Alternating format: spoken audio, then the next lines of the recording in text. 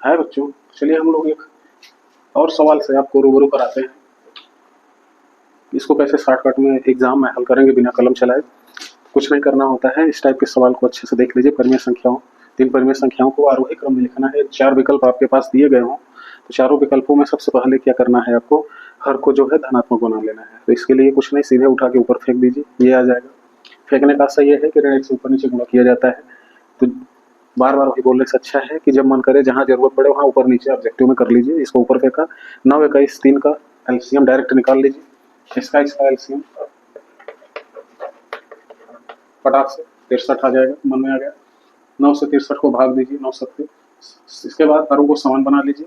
क्या करेंगे, एलसीएम को प्रत्येक परिमेय संख्या के हर से भाग दे दीजिए, जो बार आए उससे ऊपर नीचे गुणा कर लीजिए, तो ये प्राप्त हो जाएगा। इसी तरह से इस एक का किया हमने, इसी तरह दूसरे में करिए। हर 21 है, 21 से 63 को भाग करिए, 3 बार जाएगा। 3 से संबंधित परिमेय संख्या में ऊपर नीचे गुणा करने पर ये प्राप्त होता है।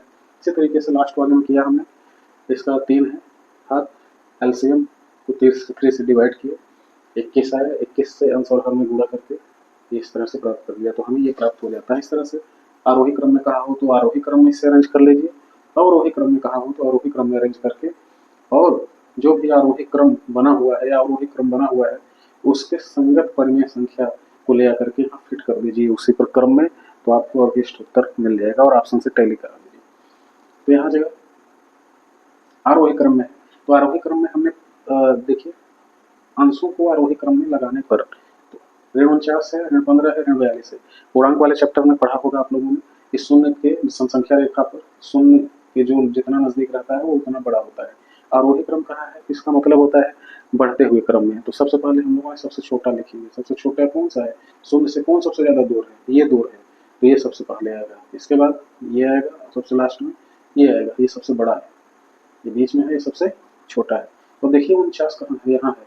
तो इसके संबंधित या संगत परिमेय संख्या क्या है, ऋण 7/9, तो ऋण 7/9 लिख दिए। फिर इसके बाद ऋण 15/63 है, हाँ, तो ऋण 42 है। 42 किसमें आया, इसमें आया तीसरे वाले में। तीसरी परिमेय संख्या क्या है, 2/ऋण 3, तो फटाक से शेष स्थान नीचे 2/3 लिख दीजिए। फिर ऋण 15 है, ऋण 15 किससे आया था, ये सेकंड में आया है, सॉरी ऋण 15 लास्ट में आया है, ये 15 सेकंड है। सेकंड वाली परिमेय संख्या क्या है, ऋण 5/21 है, तो इसके नीचे ऋण 5/21 लिख दीजिए। यही आपका अभिष्ट आंसर है। तो आशा करता हूँ ये शॉर्टकट मेथड आपको समझ में आया होगा बिना कलम चलाए। 1-2 बार प्रैक्टिस कर लेंगे तो कलम भूल जाएंगे पकड़ना। Bye bye, good night, thank you, मिलते हैं अगली वीडियो में।